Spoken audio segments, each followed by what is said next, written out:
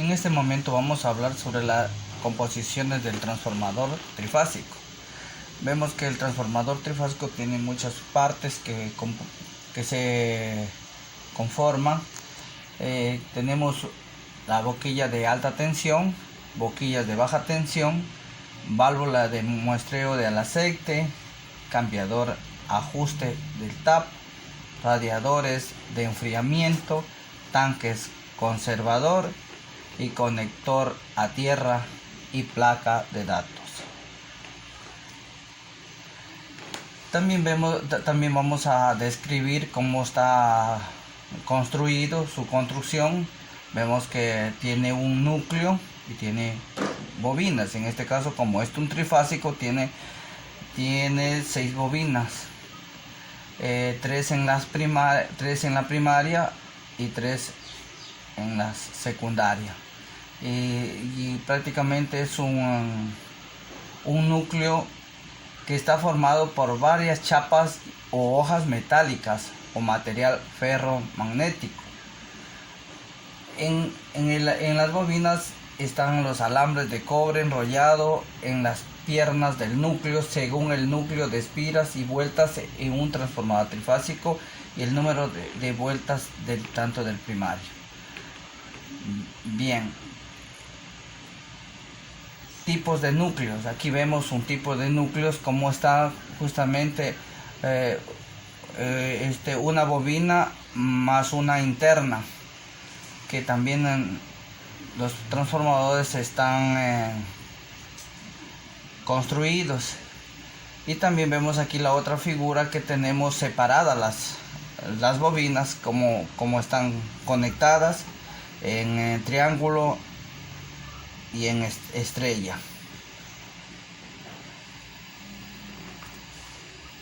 Bien, también vamos a ver las partes interiores, internas, cómo están. Ahí vemos cómo están conectadas los conectores, las bobinas primarias, cómo están entre bobinas conectadas en serie, que es en triángulo, y las secundarias, la salida, que están también unidas una de la otra, sus borneras y su estructura en real, la parte interna. El funcionamiento de un transformador de pulsos. Aquí vemos que un transformador de pulsos es un transformador mejorado que produce pulsos eléctricos a gran velocidad, amplitud constante, y suele utilizarse en las transmisiones de información digitales y en transistores, especialmente en circuitos conductores de compuertas. Aquí vemos un transformador de pulsos donde es un transformador especial con respuestas muy rápidas, baja autoinducción, destinado a funcionar en régimen de pulsos, y además una muy versátil utilidad en cuanto al control de tensiones de 220. Los transformadores de pulsos son algunos que podemos observar en la imagen. Tenemos diferentes tamaños, pequeños, medianos y grandes, también a la necesidad de lo que se requiere. Algunos tipos de transformadores de pulsos apuntan hacia un complementar unidades lógicas para líneas de transmisiones. Estos funcionan con un umbral de potencia inferior. Muchos de estos transformadores funcionan como transformadores de banda ancha. En este caso, los transformadores tipo transmisión de datos digitales están optimizados para reducir las distorsiones de las señales. El rango de frecuencia y la conformidad de la señal determina mediante factores extremos como capacitancia interbobinado, la capacitancia individual de cada bobinado e incluso resistencias.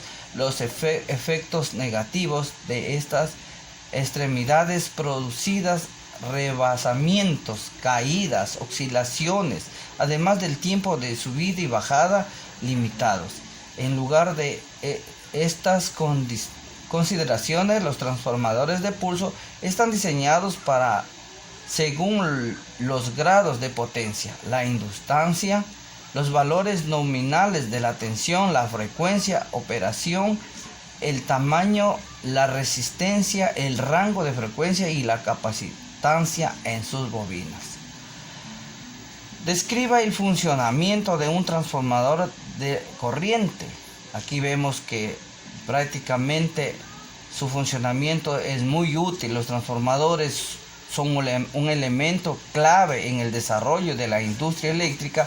Gracias a ellos se puede realizar de una manera práctica y económica el transporte de energía eléctrica en grandes distancias. Un transformador eléctrico es una máquina estática de corriente alterna que permite variar alguna función de la corriente en función de la corriente y el voltaje o la intensidad, manteniendo la frecuencia y la potencia en el caso de un transformador ideal.